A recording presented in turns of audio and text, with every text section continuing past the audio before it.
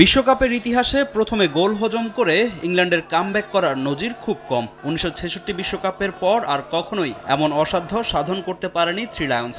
60 বছর পর হ্যারি কেইনের সুবাদে পিছিয়ে পড়েও ম্যাচ জিতল ইংল্যান্ড। তবে আটলান্টা স্টেডিয়ামে ইংলিশদের কঠিন পরীক্ষার মুখোমুখি ফেলে দেয় ডিআর কঙ্গো। এক প্রকার খাদের কিনারায় পড়ে যায় থ্রি লায়ন্স। অঘটন শিকারের দ্বারপ্রান্তে চলে যায় থমাস টুকেল শিষ্যরা। তবে ম্যাচের শেষ কোয়ার্টারে গর্ডন কেইন জুটি কোনো অঘটন ঘটতে দেয়নি। সেই সঙ্গে জোড়া গোল করে বিশ্বকাপ ইতিহাসে পেলেকে টপকে 13 গোল নিয়ে জাস্ট ফান্টেইনের সঙ্গে ষষ্ঠ সর্বোচ্চ গোল স্কোরার এখন হ্যারি কেইন।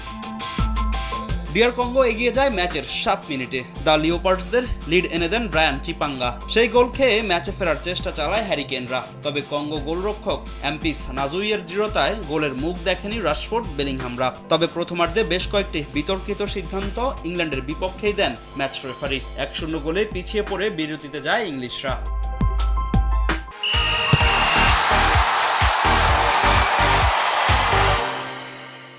দ্বিতীয়ার্ধে ম্যাচে ফিরতে প্রাণপণ চেষ্টা চালায় ইংল্যান্ড। তবে কিছুতেই কঙ্গোর রক্ষণ ভাঙতে পারছিল না ইংলিশ ফরওয়ার্ডরা। উপায় না দেখে পরিবর্তন আনেন থমাস টুকেল। মাঠে নামেন অ্যান্টোনিও গর্ডন ও এবেরেচি এজে। ফ্রেশ লেগ নিয়ে নতুন উদ্যমে শুরু করে থ্রি লায়ন্স। এবারের বিশ্বকাপে নিষ্প্রভ থাকা গর্ডনকে নিয়ে হয়েছিল আলোচনা। সঠিক সময়ে জ্বলে উঠলেন এই ফরওয়ার্ড। 75 মিনিটে তার অ্যাসিস্ট থেকেই ম্যাচের সমতায় ফেরান কেইন। এর 10 মিনিট পরে আবারও গর্ডন কেইন ম্যাজিক।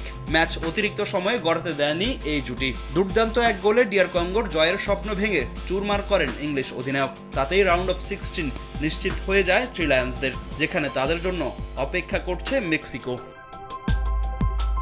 ফাহিম ইসলাম, সময় সংবাদ।